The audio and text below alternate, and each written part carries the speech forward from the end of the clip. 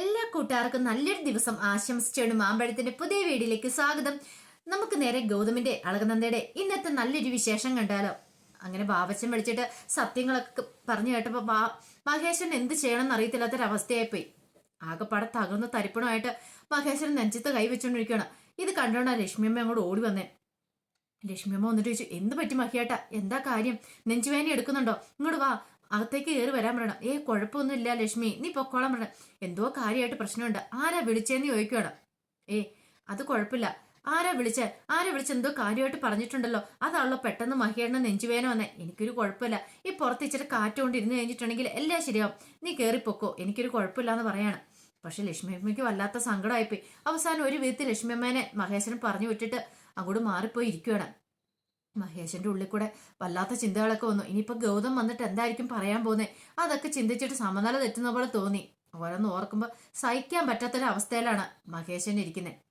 ഈ സമയത്ത് സുജാതയുടെയും ഗാഥയുടെയും മുറിയിലേക്ക് നന്ദ ചെന്നു കഴിഞ്ഞപ്പോഴത്തേനും രണ്ടുപേരും കൂടെ വിഷമിച്ചിരിക്കുന്നുണ്ട്. എന്ത് പറ്റി, രണ്ടുപേരുടെ മുഖം എന്താ വല്ലാതിരിക്കണേന്ന് ചോദിക്കുകയാണ്. അല്ല, ഞങ്ങൾ ഇവിടുന്ന് പോകുക നന്ദേച്ചന്. പോകാനോ? ആഹാ, അതെന്താ ഇപ്പൊ പെട്ടെന്ന് ഇങ്ങനെ, ശരിക്കും സുഖമായിട്ട് പോയാൽ മതിയെന്നല്ലേ ഗൗതം സാർ പറഞ്ഞേ? അല്ല, അച്ഛൻ വന്നിട്ടുണ്ടായിരുന്നു ഇവിടെ. അല്ല, അച്ഛൻ വന്നിട്ട് എന്താ പറഞ്ഞേ? ഞങ്ങളോട് എത്രയും പെട്ടെന്ന് ഇവിടുന്ന് പോണമെന്ന് പറഞ്ഞു. അറിയാലോ, ഇനി അച്ഛനെ ദ്രോഹിക്കലെന്ന് പറഞ്ഞു. ഞങ്ങൾക്ക് എന്ത് ചെയ്യണമെന്ന് അറിയില്ല. അല്ല, അങ്ങനെ ഇവിടുന്ന് പോവാനായിട്ടാ തീരുമാനിച്ചിരുന്നെങ്കിൽ എങ്ങോട്ടാ പോണേ എന്ന് അതിനെക്കുറിച്ചൊന്നും അച്ഛൻ വ്യക്തമായിട്ട് പറഞ്ഞില്ല. ഈ സമയം സുജാത പറഞ്ഞു, മൈസൂർ ആരോ ഉണ്ടെന്നാ പറഞ്ഞേ, അവിടെ കൊണ്ടേ ആക്കാന്ന് പറഞ്ഞു. പെട്ടെന്ന് നന്ദ പറഞ്ഞു, അതെങ്ങനെ ശരിയാവുന്നേ, ഇവിടെയാണ് മെഡിസിൻ കഴിച്ചുകൊണ്ടിരിക്കുന്ന, ആഴ്ചയിൽ ഒരു ദിവസം ചെക്കപ്പിന് പോകണ്ടല്ലേ, അപ്പം മൈസൂർ പോയിട്ടുണ്ടെങ്കിൽ കാര്യങ്ങളൊക്കെ ശരിയാവുമോ, ഡോക്ടേഴ്സിനെയൊക്കെ കാണാൻ പറ്റുമോ, അതിലൊക്കെ എന്തെങ്കിലും ഒരു തീരുമാനം അച്ഛൻ എടുത്തിട്ടുണ്ടായിരിക്കും നന്ദേച്ചി, അതുകൊണ്ട് അങ്ങനെയൊക്കെ പറഞ്ഞേ. പക്ഷെ എനിക്കെന്തോ നിങ്ങളെ വിടാൻ ഒരു താല്പര്യമില്ല. ഒരു കാര്യം ചെയ്യ, ഗൗതം സാറല്ലേ ഇങ്ങോട്ട് കൂട്ടിക്കൊണ്ട് വന്നേ, അപ്പൊ ഗൗതം സാറ് തന്നെ പറയട്ടെ, അത് കഴിഞ്ഞൊരു തീരുമാനം എടുത്താൽ മതി എന്ന് പറയാം. അല്ലാതെ എടുത്ത് ചാടി ഒരു പോക്കങ്ങോട്ട് പോകണ്ട. അറിയാലോ, അതൊക്കെ അറിയാം. പക്ഷെ ഞങ്ങൾ കാരണം ഇനി ഇപ്പൊ അച്ഛൻ ഇനിയും വേദനിച്ചിട്ടുണ്ട്, ഞങ്ങൾക്ക് സഹിക്കാൻ പറ്റില്ല. പാവം എത്രമാത്രം ഈ വീട്ടിൽ കിടന്ന് ഉരുകുന്നുണ്ടെന്ന് അറിയാവോ, ഓരോ നിമിഷം ഉരുകിക്കൊണ്ടിരിക്കുക. അച്ഛന്റെ വേദന ഞങ്ങൾ മനസ്സിലാക്കണ്ടേ നന്ദേച്ചിന്ന് ചോദിക്കുക. ശരി ശരി, അതെ, ഞാൻ ഇങ്ങോട്ട് ചെല്ലട്ടെ, ഗൗതം സാറ് വരാറായി, ഒരു കാര്യം ചെയ്യാം, ഗാഥയും കൂടെ വാ, ഒരു ഗുഡ് നൈറ്റ് പറഞ്ഞിട്ട് വരാമെന്ന് പറയണം. അങ്ങനെ ഗാഥയും കൂട്ടി നന്ദ മുറിയിലേക്ക് അങ്ങോട്ട് പോവാണ്. ഈ സമയത്ത് ആകെപ്പാടെ തകർന്ന തരിപ്പണമായിട്ട് ഗൗതം പോരുന്നേ. ഗൗതം വഴിക്ക് വണ്ടി നിർത്തി നന്നായിട്ട് മദ്യപിച്ചിട്ടുണ്ടായിരുന്നു. ഗൗതത്തിന്റെ മനസ്സിൽ കൂടെ നീരാൾ സുധീർ പറഞ്ഞ കാര്യങ്ങളൊക്കെയാ ഓടിക്കണത്. നിങ്ങൾക്കൊന്നും അറിയത്തില്ല, നിങ്ങളുടെ വീട്ടിലാണ് ശരിക്കും നീരാളികളെക്കാളും കൂടിയ സാധനങ്ങളൊക്കെ അറിയാവോ. അങ്ങനെയാണെങ്കിൽ നിങ്ങളുടെ അച്ഛനായിരിക്കും ഏറ്റവും വലിയ നീരാളി എന്ന് പറയണം. ചെന്ന് ചോദിച്ചു നോക്ക് നിങ്ങളുടെ അച്ഛനോട്, ആരാണ് ഈ ഗാഥ എന്നുള്ള കാര്യം. രാജേന്ദ്രനും മഹേഷനും ഒരാൾ തന്നെയാണ്. പെട്ടെന്ന് ആ കാര്യങ്ങളൊക്കെ നീരാൾ സുധീർ പറഞ്ഞ കാര്യങ്ങളൊക്കെ മഹേശ്വരനെ കുറിച്ച് പറഞ്ഞ കാര്യങ്ങളൊക്കെ ഗൗതമിന്റെ ഉള്ളിൽ കൂടെ പോവാണ്. അപ്പൊ തന്റെ അച്ഛൻ ഇത്രയും കാലം തന്റെ അമ്മേനെ ചതിച്ചുകൊണ്ടിരിക്കുവായിരുന്നു. അതൊക്കെ ഓർത്ത് സമനില തെറ്റുന്ന പോലെ തോന്നി. അത് മാത്രമല്ല, അവരെ ആദ്യമായിട്ട് കണ്ട കാര്യങ്ങളും എല്ലാം പോവാണ്. പിന്നെ നന്ദ പറഞ്ഞ കാര്യങ്ങളും എല്ലാം കൂടെ കൂട്ടി കഴിച്ചു കഴിഞ്ഞപ്പോ ഒരു കാര്യം മനസ്സിലായി, നന്ദയ്ക്ക് കാര്യങ്ങളെല്ലാം അറിയായിരുന്നു. എല്ലാരും കൂടെ ചേർന്നിട്ട് തന്നെ ചതിക്കുവായിരുന്നു ചെയ്തത്. ഇതങ്ങനെ ക്ഷമിക്കാൻ പറ്റുന്ന കാര്യമല്ല. ആകെപ്പാടെ സമനില തെറ്റിയ പോലെ ഗൗതം വീട്ടിലേക്ക് വരികയാണ്. ഈ സമയം മഹേശ്വരൻ വെയിറ്റ് ചെയ്ത് നിൽക്കുമായിരുന്നു ഗൗതത്തിന് വേണ്ടിയിട്ട്, ഗൗതം വരാൻ വേണ്ടിയിട്ട്. അങ്ങനെ മഹേശ്വരൻ നിൽക്കുന്ന സമയത്താണ് ഗൗതം അങ്ങോട്ട് വരുന്നത്. ഗൗതം വണ്ടിയിൽ നിന്നും കൂടെ ആടി അങ്ങോട്ട് ഇറങ്ങി കഴിഞ്ഞപ്പോഴത്തേനും മഹേശ്വരന് വല്ലാത്തൊരു വെപ്രാളമൊക്കെ ഉണ്ടായി. ഗൗതം വരുന്ന കണ്ടപ്പോൾ തന്നെ മഹേശ്വരൻ ഓടിച്ചെന്ന്, മോനെ ഞാനെന്ന് പറഞ്ഞ് ചെന്നപ്പോൾ ഒരക്ഷരം മിണ്ടല്ലെന്ന് പറഞ്ഞ് ചുണ്ടത്ത് വിരൽ വെച്ച് കാണിക്കുക. മോനെ ഞാനെന്ന് പറയുന്ന കേട്ട് ഒന്നും മിണ്ടണ്ടാന്ന് കാണിക്കണം. ഒരക്ഷരം പോലും മഹേഷിനോട് സംസാരിച്ചില്ല, കൈ കൊണ്ട് ആദ്യം കാണിച്ചാൽ മാത്രമേ ഉള്ളൂ. എന്നിട്ട് ഗൗതം അകത്തേക്ക് കയറി പോവാ. ഈ കാഴ്ച കണ്ടപ്പോൾ മഹേഷിന് ഒരു കാര്യം ഉറപ്പായി, എന്തൊക്കെയോ തീരുമാനിച്ചിട്ടാണ് ഗൗതത്തിന്റെ വരവ്. അങ്ങനെ അകത്തേക്ക് കയറി ചെല്ലുന്ന ഗൗതം ആദ്യം ചെല്ലുന്ന സുജാതയുടെ ഒക്കെ മുറിയുടെ അങ്ങോട്ടാണ്. അവിടെ ചെല്ലുമ്പോൾ കാണുന്ന കാഴ്ചയോ, സുജാത കിടന്ന് ഉറങ്ങുന്നുണ്ടായിരുന്നു. സുജാതയുടെ അടുത്ത് കസാരയില് ഇരുന്ന് ഉറങ്ങുന്ന അമ്മേനെയാണ് കാണുന്നത്, ലക്ഷ്മിയമ്മേനെ. അപ്പൊ ഗൗതം പെട്ടെന്ന് കയറി ചെല്ലുന്ന കണ്ടപ്പോ ഞെട്ടി ഉറക്കത്തിൽ നിന്ന് അങ്ങ് ഉണരുക. ഗൗതത്തിനെ കണ്ടു, ആഹാ മോൻ വന്നോ? അതെ, ഞാൻ അവിടെ ഇരുന്ന് അങ്ങ് അറിയാതെ അങ്ങോട്ട് ഉറങ്ങിപ്പോയി. ഗാതമോള് നന്ദയുടെ മുറിയിലേക്ക് അങ്ങോട്ട് പോയിട്ടുണ്ട്, അപ്പൊ അറിയാതിരുന്ന് ഉറങ്ങിപ്പോയതാ. ഓരോ കാര്യങ്ങളൊക്കെ ഇപ്പോൾ സുജാതയായിരുന്നു ഉറങ്ങിപ്പോയേ. ഈ സമയം ഈ കാഴ്ച കണ്ടു കഴിഞ്ഞപ്പോൾ ഗൗതത്തിന് വല്ലാത്തൊരു സങ്കടമായിപ്പോയി. തൻ്റെ അമ്മ അങ്ങനെ കാവിലിരിക്കുന്നത് കാണുമ്പോൾ എത്രമാത്രം ഈ കാര്യങ്ങളൊക്കെ അറിഞ്ഞ അമ്മയുടെ മനസ്സ് വേദനിക്കും. ഒരു പക്ഷെ അമ്മ ജീവിച്ചിരിക്കത്ത് പോലുമില്ല. അതൊക്കെ ചിന്തിച്ചപ്പോൾ എന്ത് ചെയ്യണമെന്ന് അറിയത്തില്ലായിരുന്നു ഗൗതത്തിന്. അങ്ങനെ ഗൗതം പുറത്തേക്ക് ഇറങ്ങി വന്ന് ഗൗതത്തിന്റെ രണ്ട് കണ്ണുകളും നിറഞ്ഞൊഴുക. പെട്ടെന്ന് ലക്ഷ്മി അമ്മ പറയേ വന്നു, ലക്ഷ്മിയമ്മ എന്നിട്ടുണ്ട് പാവ സുജാത, എന്ത് കഷ്ടമല്ലേ അവളുടെ കാര്യം. ഒന്ന് ഓർത്ത് നോക്കിയേ, ഭർത്താവോ നേരത്തെ മരിച്ചുപോയി, ഇപ്പോഴാണെങ്കിലോ ഇങ്ങനെ ഒരു അവസ്ഥയും വന്നു. സ്വന്തമായിട്ടൊന്ന് എഴുന്നേറ്റ് നടക്കാനോ ഇനിയിപ്പോ ഒരു പെട്ടെന്നൊരു ജോലിക്ക് പോകാനൊന്നും പറ്റില്ല. ആ സമയം ഒന്ന് ഓർത്ത് നോക്കി ഗാഥയുടെ കാര്യം. ഗാഥമോൾ ഇനിയിപ്പോ എന്ത് ചെയ്യും, ഒറ്റയ്ക്കായി പോയില്ലേ മോനെന്ന് പറയണം. ഗൗതത്തിന് അതിനൊന്നും മറുപടി ഒന്നും പറഞ്ഞില്ല. അല്ലെങ്കിൽ ഗൗതം എന്ത് മറുപടി പറയാനാ? ഗൗതത്തിന് മനസ്സിലെത്താൻ ഇപ്പൊ എന്തെങ്കിലും പറഞ്ഞിട്ടുണ്ടെങ്കിൽ അമ്മ തന്റെ കള്ളത്തരങ്ങളൊക്കെ ഒരു നിമിഷം ചിലപ്പോൾ കണ്ടുപിടിക്കും. തന്റെ ശബ്ദം ഒന്ന് ഇടറിയിട്ടുണ്ടെങ്കിൽ അമ്മയ്ക്ക് അറിയാനായിട്ട് സാധിക്കും. അതുകൊണ്ട് ഗൗതം ഒന്നും മിണ്ടായിരിക്കുകയാണ്. ഈ സമയത്ത് വീണ്ടും ലക്ഷ്മിയമ്മ പറഞ്ഞു, അല്ല സുജാതേനെ ഇനി കുറച്ചാളും കൂടെ നമുക്ക് ഇവിടെ നിർത്താം, ഒന്ന് സുഖമായിട്ട് വിട്ടാൽ മതി. അല്ല മോനെ, ഞാൻ ഒരു കാര്യം പറയട്ടെ, ഇനിയിപ്പം കാത ഇവിടെ നിൽക്കുന്നതുകൊണ്ട് നിനക്ക് വല്ല കുഴപ്പമുണ്ടോ? അങ്ങനെയൊന്നും ഒരു പ്രശ്നവും തോന്നരുത് കേട്ടോ. എന്താ ഞാൻ പറഞ്ഞതെന്ന് വെച്ചിട്ടുണ്ടെങ്കിൽ അവളെ ഇവിടെ നിൽക്കട്ടെ, നീ സ്വന്തം അനീതിയെ പോലെ തന്നെ കണ്ടാൽ മതി. അങ്ങനെ കാണുവാണെങ്കിൽ നിനക്ക് ഒരു പ്രശ്നം ഉണ്ടാകത്തില്ല. അത് മാത്രമല്ല, അവൾക്ക് നല്ലൊരു ഭാവി ഉണ്ടാവണ്ടേ? ആ ഭാവി ഉണ്ടാകുന്നോടം വരെ അവളെ നിർത്തി അവളെ പഠിപ്പിച്ച് അവളെ നല്ലൊരു വിവാഹം കഴിപ്പിച്ച് അയക്കുവാണെങ്കിൽ സുജാതയുടെ മനസ്സിന് സന്തോഷമാവും, അവരുടെ മരിച്ചുപോയ ഭർത്താവിന് സന്തോഷമാവെന്ന് പറയണം. ഇതെല്ലാം കേട്ടിട്ട് ഒന്നും മിണ്ടാട് ഗൗതം അങ്ങോട്ട് വെട്ടിത്തിരിഞ്ഞു പോവാണ്.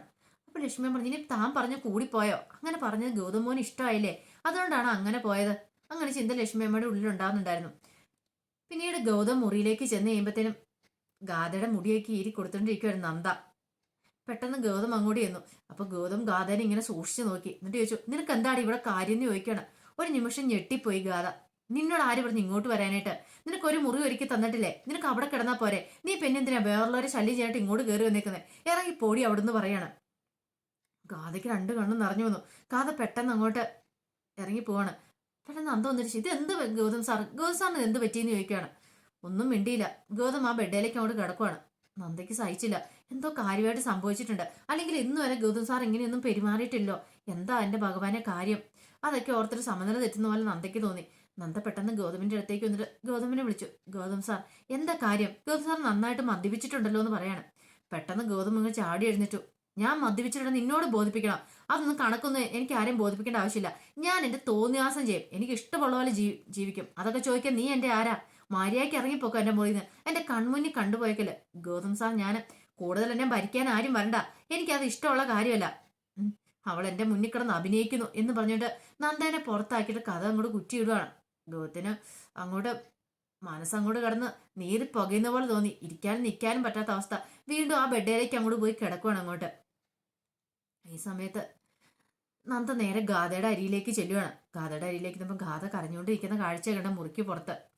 നന്ദയെന്ന് ആശ്വസിപ്പിച്ച്, സാരമില്ല, ഗൗതം സാറിന് എന്തെങ്കിലും വിഷമം ഉണ്ടായിട്ടായിരിക്കും, എന്നാലും എന്നോട് ഇതുവരെ ഇങ്ങനെയൊന്നും പെരുമാറിയിട്ടില്ല നന്ദേച്ചി.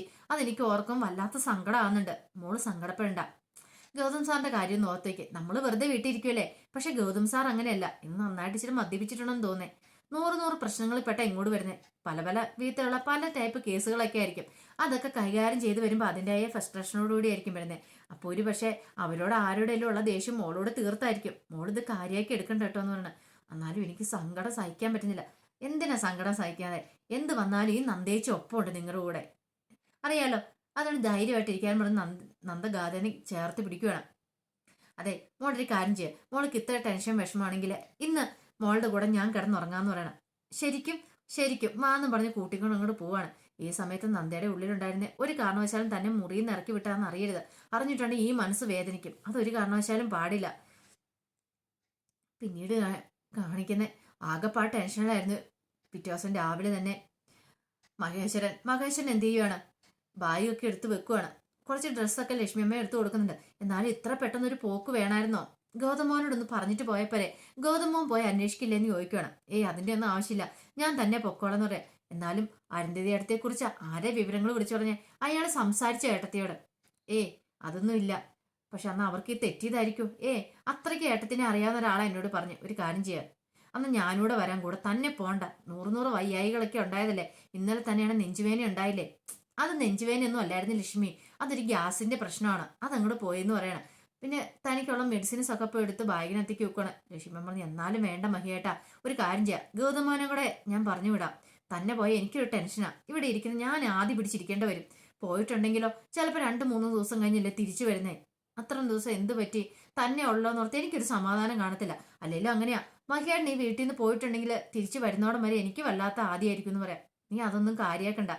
അതെ, ഒരു പ്രശ്നമില്ല, ഞാൻ പോയിട്ട് ഇങ്ങോട്ട് വരാമെന്നും പറഞ്ഞുകൊണ്ട് ഗൗതം ബാഗും തൂക്കി താഴേക്ക് ഇറങ്ങി ചെല്ലുവാണ്. ലക്ഷ്മിയമ്മ ഒപ്പം ഉണ്ടായിരുന്നു. ഈ സമയത്താണ് ഗൗതമല്ല മഹേശ്വരൻ താഴേക്ക് ബാഗും തൂക്കി ഇറങ്ങി ചെല്ലുവാണ്. ഈ സമയം മഹേശ്വരൻ അങ്ങോട്ട് വന്നേ. മഹേശ്വരനെ കണ്ടതും ഗൗതം പെട്ടെന്ന് നിന്നിച്ചു. അല്ല അച്ഛൻ അങ്ങോട്ടാന്ന് ചോദിക്കുകയാണ്. അല്ല മോനെ, അത് പിന്നെ ഞാന് ലക്ഷ്മിയമ്മ പറഞ്ഞു. അല്ല ഗൗതം മോനോടൊന്നും പറഞ്ഞില്ലേ? ദേ അച്ഛനെ അരുന്ധതിയെ കുറിച്ച് ഒരു വിവരം കിട്ടിയിട്ടുണ്ട്, അത് അന്വേഷിക്കാൻ പോവാന്ന് പറയണം. പെട്ടെന്ന് ലക്ഷ്മി പറഞ്ഞു. അല്ല മോനോട് നിങ്ങളൊന്നും പറഞ്ഞില്ലേന്ന് ചോദിക്കണം. അത് പിന്നെ ഞാൻ ഇപ്പൊ പറയാന്ന് വെച്ചു. അന്നൊരു കാര്യം ചെയ്യാം, അച്ഛൻ പോകണ്ടെന്ന് പറയാം. അതെന്താടാ മോനെ ഞാൻ പോയാല്? അച്ഛനിപ്പൊ പോവണ്ടെന്ന് പറഞ്ഞില്ലേന്ന് ചോദിക്കാണ്. ലക്ഷ്മി പറഞ്ഞു. അത് ഞാൻ മഹിയേട്ടനോട് പറഞ്ഞ കാര്യം, അതിന് മഹിയേട്ടനെ സമ്മതിച്ചില്ല. മഹിയേട്ടൻ എന്താ പറഞ്ഞേ? ഞാൻ തന്നെ പോയാൽ മതിയെന്നും പറഞ്ഞുകൊണ്ട് നൂറ് അസുഖങ്ങളൊക്കെ ഉള്ളതല്ലേന്ന് ചോദിക്കുകയാണ്. ഒരു കാര്യം ചെയ്യാം, അച്ഛൻ ആ ഫോൺ നമ്പർ ഇങ്ങോട്ടാട്, ഞാൻ അങ്ങോട്ട് വിളിച്ചു ചോദിക്കാം. അല്ലെങ്കിൽ ഞാനും അരുണും കൂടെ പോയി അന്വേഷിച്ചോളാം. അച്ഛന് നൂറ് അസ്വസ്ഥതകളൊക്കെ അല്ലേ, ശാരീരിക ബുദ്ധിമുട്ടുകളൊക്കെ ഉള്ളതല്ലേ, കുറെ ഓട്ടം ഓടിയതല്ലേ, ഇനിയിപ്പോ എവിടെയെങ്കിലും വിശ്രമിക്കുക. ആ ലക്ഷ്മി പറഞ്ഞു. ഇതാ ഞാനും പറഞ്ഞത്, നിങ്ങളൊക്കെ ഇവിടെ ഉള്ളപ്പോ എന്തിനാ ഇനി മഹിയാട്ടം കിടന്ന് ഇങ്ങനെ ഓടുന്നേ? അതിന്റെ ആവശ്യമുണ്ടോന്ന് ഞാൻ പറഞ്ഞതാ. ഇത് കേട്ടപ്പം മഹേശ്വരൻ പറഞ്ഞു. അതിന്റെ ആവശ്യമൊന്നുമില്ല, എനിക്കൊരു ബുദ്ധിമുട്ടും ഇല്ല. അല്ലെങ്കിൽ ഏട്ടത്തിനെ അന്വേഷിച്ച് പോകുന്നില്ല, എനിക്കെന്ത് ബുദ്ധിമുട്ടായിരിക്കുന്നേ? ഇതാ പറഞ്ഞത്, ഞാൻ എന്ത് പറഞ്ഞാലും അച്ഛൻ കേൾക്കില്ല എന്ന് പറയണം. ഗൗതം പറഞ്ഞു. അതൊന്നും വേണ്ട, ഞാൻ പറയുന്ന കൂടെ അനുസരിച്ചാൽ മതി. പറയുന്ന കേട്ടല്ലോ. അച്ഛനൊരു കാര്യം ചെയ്യും, ആ ബാഗ് അമ്മയുടെയിലേക്ക് കൊടുത്തുവിട്. അമ്മ അത് കൊണ്ടേ വെച്ചിട്ടോട്ടെ. കുറെ ഓട്ടം ഓടിയതല്ലേ, അതിൻ്റെതായ ബുദ്ധിമുട്ടുകളും ഉണ്ടാവും. ഇനി പോകുന്ന വഴിക്കൊക്കെ എന്താ അപകടം പതുങ്ങിയിരിക്കുന്നു പറയാൻ പറ്റില്ല. ഒരു കാര്യം ചെയ്യാം, അച്ഛൻ എൻ്റെ കൂടെ വാ, ചെറിയച്ഛൻ്റെ കടയിൽ വരെ ഒന്ന് പോകണം. അവിടെ കുറച്ച് ഗസ്റ്റിൻ്റെ കുറച്ച് കണക്കുകളും കാര്യങ്ങളൊക്കെ നോക്കാണ്ട് വരാൻ പറയണം. അല്ല ഞാൻ പിന്നെ വരാനല്ലേ പറഞ്ഞേ എന്ന് പറയണം. അല്ല അച്ഛനെ ഫുഡ് വല്ലതും കഴിച്ചോളാൻ പറയണം, ബ്രേക്ക്ഫാസ്റ്റ്. എനിക്ക് കുഴപ്പമില്ല, വിശപ്പില്ല എന്ന് പറയണം. എന്താണെന്ന് അറിയത്തില്ല, ഇന്നലെ വൈകുന്നേരം തൊട്ട് എനിക്കും വിശപ്പില്ല എന്ന് പറഞ്ഞിട്ട് ഗൗതം അങ്ങോട്ട് പോവാണ്. ഈ പുറകെ മഹേശനും പോയി. ഇതെന്ത് പറ്റി? അച്ഛനും മോനും ഒരുപോലെ വിശപ്പില്ലാതായിരിക്കും. എന്താ ആർക്കറിയാന്ന് ഓർത്ത് ലക്ഷ്മിയമ്മ അകത്തേക്ക് കയറി പോവാ. ഈ സമയത്ത് പിങ്കി നേരെ മോഹിനിയുടെ അടുത്തേക്ക് വരുവാണ്. വന്നിട്ട് പറഞ്ഞു. ഇവിടെ പദവി കിട്ടിയെന്ന് പറഞ്ഞിട്ട് ഒരു കാര്യമില്ല, അല്ലേലും എന്താ പ്രയോജനം ഇരിക്കുന്നത്? പദവി കിട്ടിയിട്ട് എന്തേലും പ്രയോജനം ഉണ്ടോ? ഒന്ന് ആലോചിച്ച് നോക്കിയേ. എന്തെങ്കിലും കാര്യം എനിക്ക് ഇവിടെ സ്വന്തമായിട്ട് ചെയ്യാൻ പറ്റുന്നുണ്ടോ? എന്തേലും ചെയ്യണമെങ്കിൽ എല്ലാവരുടെ അനുമതി വേണ്ടേന്ന് ചോദിക്കാണ്. എന്താ പിങ്കിമോളെ ഇപ്പൊ എങ്ങനെ തോന്നാൻ കാരണം എന്താ? അല്ല ഇവിടെ എന്തൊക്കെയാ എന്റെ ചെറിയമ്മ നടക്കുന്നേ, എന്നിട്ട് ഒന്നിലും ഇടപെടാൻ നമുക്ക് പറ്റുന്നില്ലോ എന്ന് പറയണം. ആ ഗാഥയുടെ സുജാത ആന്റിയുടെ കാര്യം തന്നെ നിർത്തി നോക്കി. മോളെ എനിക്കൊരു കാര്യം തോന്നുന്നുണ്ട്, എന്തൊക്കെയോ എവിടേക്കോ ഒരു സ്പെല്ലിംഗ് മിസ്റ്റേക്ക് ഉള്ള പോലെ. ശരിയാണ്, അതെനിക്ക് മുമ്പേ തോന്നിയ കാര്യമാണ്. ആ ഗാഥയുടെ കാര്യത്തിൽ തന്നെയാ തോന്നേ. അല്ലെ ഒന്ന് ഓർത്തു നോക്കി. അധികം വൈകാതെ തന്നെ എന്ത് കള്ളത്തരം ഉണ്ടെന്ന് നമുക്ക് കണ്ടുപിടിക്കാൻ പറ്റും. ചെറിയമ്മ ധൈര്യമായിട്ടിരിക്കാൻ പറയണം. ഈ സമയത്താണ് പവിത്ര അങ്ങോട്ട് ഓടി വരുന്നത്. പവിത്ര ഓടി വന്നിട്ട് പറഞ്ഞു. അതേ പിങ്കി ചേച്ചി, ഒരു കാര്യം അറിയണോ? ഇന്നലെ നന്ദേച്ചി ആരുടെ ഒപ്പാ കിടന്ന് ഉറങ്ങിയെന്നറിയാവോ? ഗാദേച്ചിയുടെ ഒപ്പമാന്ന് പറയണേ. ഇത് കേട്ടതും അന്തം വിട്ട് അത്ഭുതത്തോടെ നോക്കുവാണ് പവിത്രനെ പിങ്കിയും മോഹിനിയും കൂടെ. അതിന്റെ വിശേഷങ്ങളൊക്കെയാണ് നമ്മൾ കണ്ടത്. ഇതിന്റെ ബാക്കി വിശേഷങ്ങളുമായിട്ട് വൈകുന്നേരത്തെ പ്രമോയി വരാട്ടോ. ആദ്യമായിട്ട് കാണുന്നവരാണെങ്കിൽ ചാനൽ ഇഷ്ടപ്പെട്ട ഒന്ന് സബ്സ്ക്രൈബ് ചെയ്യാൻ മറക്കരുതേ. അതോടൊപ്പം തന്നെ കണ്ടുകൊണ്ടിരിക്കുന്ന എല്ലാവരുടെ സപ്പോർട്ടിലേക്കും തുടർന്നും പ്രതീക്ഷിച്ചുകൊണ്ട് എല്ലാവർക്കും ഒരിക്കൽ കൂടി നല്ലൊരു ദിവസം ആശംസിച്ചുകൊണ്ട് നിർത്തുന്നു. നന്ദി.